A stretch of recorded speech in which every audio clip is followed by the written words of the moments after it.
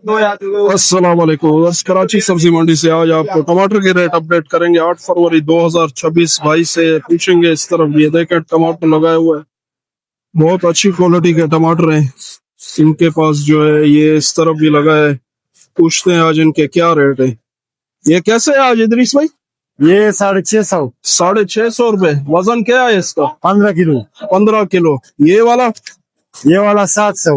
ये थोड़ा छोटा टमाटर है। हाँ, ये लाल है, वो कच्चा है। अच्छा, लाल है और ये कच्चा। ये वाला 800।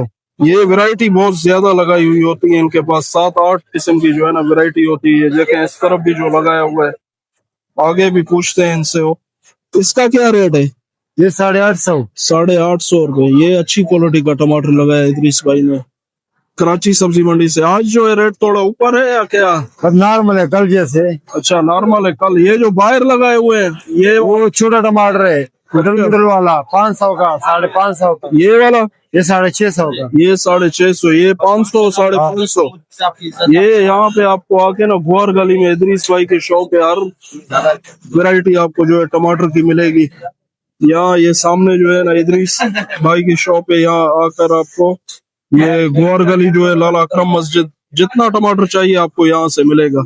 इस शॉप से जो है मिलेगा आपको। बिरयानी के लिए रेडी वाले, होटल वाले, रेस्टोरेंट वाले, सारे आपको जो है ना जितना भी टमाटर चाहिए मिलेगा। लाइक शेयर फॉलो कमेंट जो है जरूर करें।